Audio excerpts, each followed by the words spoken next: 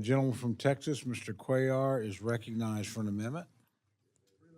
And I have an amendment at the desk, and I respectfully ask that we dispense with the reading. Without objection, the reading of the amendment is dispensed with, and the gentleman is recognized for remarks on his amendment. Chairman, this is the amendment that I'll offer and withdraw, but let me first say that under Article 1, Section 9, Clause 7 of the Constitution, Congress has the power of the appropriations. We appropriate, but we also have the power to provide oversight once we provide those dollars. I would venture to say that if you look at the websites that every agency has, and I took out some of the websites that talk about performance measures, that I would say that under the 2010 law that we passed, where it calls for a performance plan, where it calls for measures, that none of us have looked at that.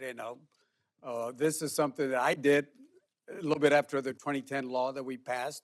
But after that, we don't get to see the performance measures. And I can say that even in the subcommittees, none of us, well, I shouldn't say none, but I would say most of us have not seen those performance measures. So if we are going to do our job by providing oversight, that is, if you provide $1, how do we know that that $1 is getting the best bang for that dollar that we provided?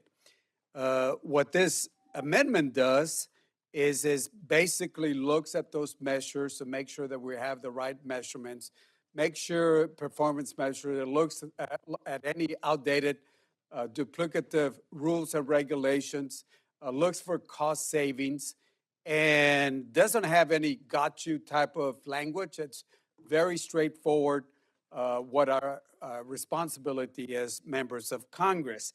If you look at some of the measures that we have here, the agencies are the only ones that put those measures before. So think about it. They're actually measuring themselves. So do they provide any performance that looks at the results? A lot of them are measurements of activities.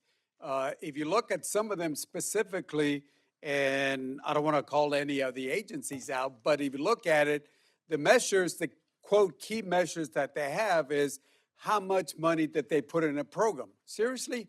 That's a line item. That is not a measurement. How much money they spend on a program is not a performance measure. They're not measuring activity. I mean, they're not measuring results. They're just putting line items and saying, yeah, we met 100% of that amount that we put in. So again, members, I would ask us that somewhere down the line, and I'm going to offer and withdraw this amendment, but somewhere down the line, we have to go back to Article 1, Section 9, Clause 7, and say we appropriate, but we also provide the oversight, which is our job. A lot of times when we look at what we provide oversight is what comes out in the newspaper and the media, or there's a problem over here, then we focus on that.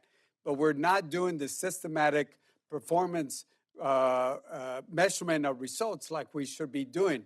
All we're asking is that those measures are provided to us periodically so we can look at them and then decide if that's the right measure and how much of a level of a measurement we should have.